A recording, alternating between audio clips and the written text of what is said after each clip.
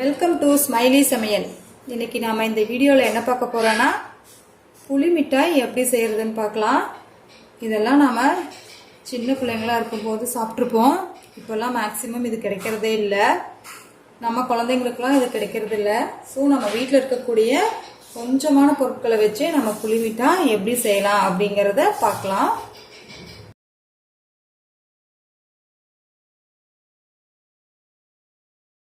நான் இன்னைக்கு 100 கிராம் புளி எடுத்திருக்கேன். இதுக்கு இதை சுடு தண்ணி ஊற்றிடலாம். புளி நல்லா மூழ்கிற அளவுக்கு சுடு தண்ணி ஊற்றிடலாம். பார்த்தா இது நல்லா ஊறும். நம்ம நார்மல் வாட்டர் கூட யூஸ் பண்ணலாம். ஆனால் புளி ஊறுறதுக்கு ரொம்ப லேட் ஆகும். ஸோ அதனால் ஹாட் வாட்டர் நான் யூஸ் பண்ணியிருக்கேன். இது ஒரு 30 மினிட்ஸ் நல்லா சோக் ஆகட்டும். இப்போ பாருங்க, 1/2 hour ஆயிடுச்சு. இப்போ நாம இதில் இருக்கிற வேஸ்ட் எல்லாம் எடுத்துடலாம். புளி நல்லா ஊறிடுச்சு.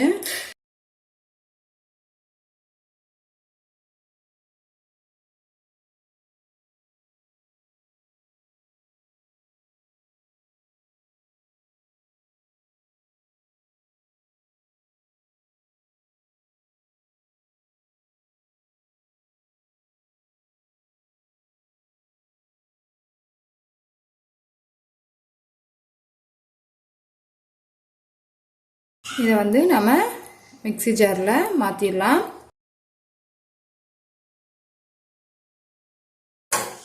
இப்போ நம்ம மிக்ஸி ஜாரில் மாற்றியாச்சு. தண்ணியெல்லாம் எதுவுமே விடாமல் நல்லா அரைச்சிட்டு வந்துடலாம். ஆல்ரெடி தண்ணி இதுலேயே இருக்குது. மேற்கொண்டு எந்த தண்ணியும் நம்ம ஊற்ற வேண்டாம். இப்போ நல்லா மிக்ஸ் பண்ணிட்டு வந்துடலாம். இப்போ நம்ம நல்லா அரைச்சி எடுத்துகிட்டு வந்தாச்சு. புளியை தண்ணியெல்லாம் எதுவுமே விடாமல் நல்லா நைஸாக அரைச்சிட்டு வந்தாச்சு. இப்போ நாம் ஒரு பண்ணி வச்சிடலாம்.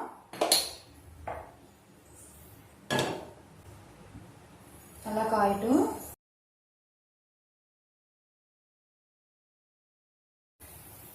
இப்போ பாருங்கள், நல்லா காஞ்சிருச்சு. இப்போ நாம் நெய் ஆட் பண்ணிக்கலாம். 2 டேபிள் ஸ்பூன் நெய்.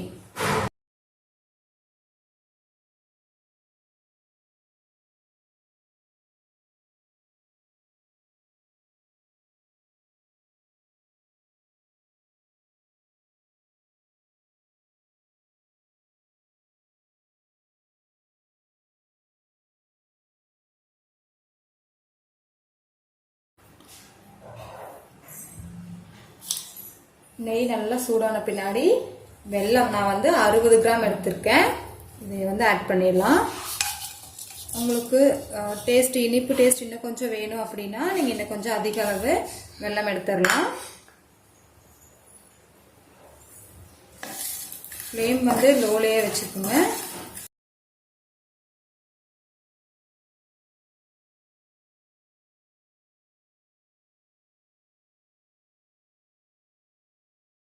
நல்லா கரையட்டும்.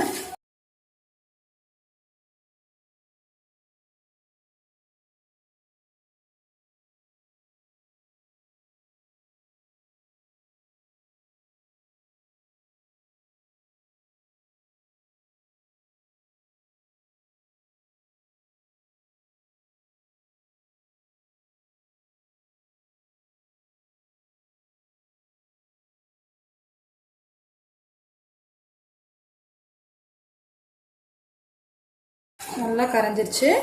இப்போ நாம கொஞ்சமாக தண்ணி ஆட் பண்ணிக்கலாம்.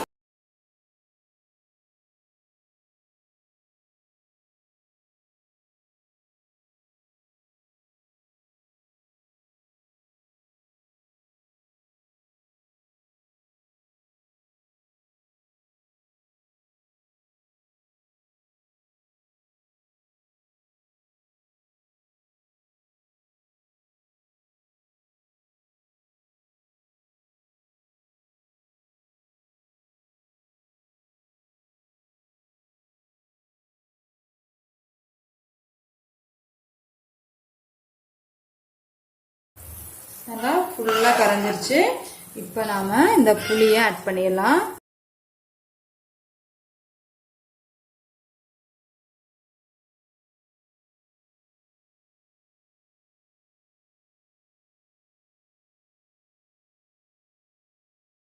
ஃப்ளேம் வந்து லோலேயே வச்சுக்கோங்க. நல்லா மிக்ஸ் பண்ணி விடுங்க.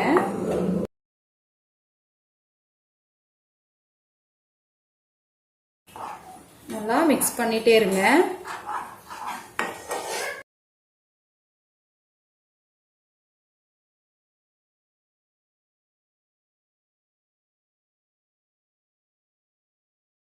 பாருங்க நல்லா மிக்ஸ் ஆயிட்டு இருக்கு. இந்த டைம்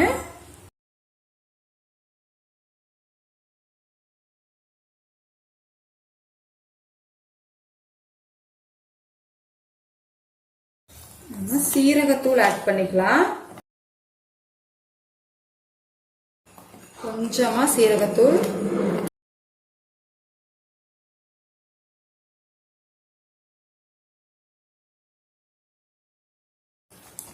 ஒரு 1/2 டீஸ்பூன் மிளகாய் தூள்,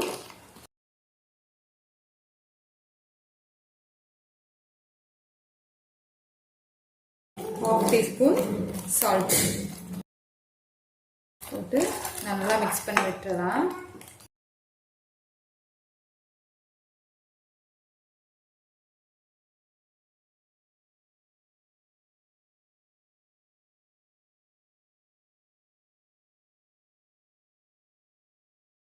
லோ ஃப்ளேம்லேயே வச்சு நல்லா மிக்ஸ் பண்ணி விட்டுட்டே இருங்க. ஒரு 15 மினிட்ஸ்க்கு இப்படியே இருக்கட்டும்.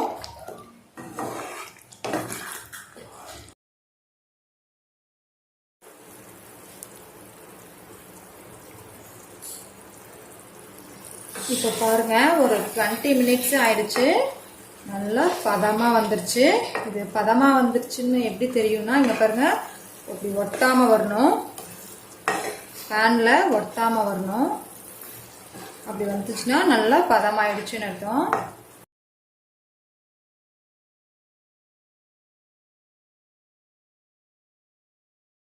இப்போ நாம அடுப்பு ஆஃப் பண்ணிடலாம். இது நல்லா ஆறுன பின்னாடி நாம ஐஸ்கிரீம் ஸ்டிக் யூஸ் பண்ணி நம்ம பேக் பண்ணிடலாம்.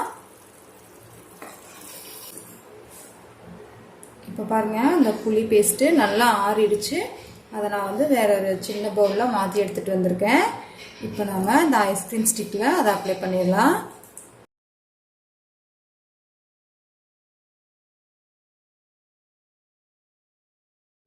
கொஞ்சமாக எடுத்து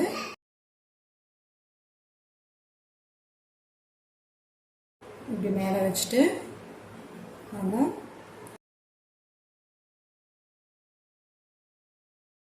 ஒரு ராப்பிங் பேப்பர் போட்டு கவர் பண்ணிடலாம்.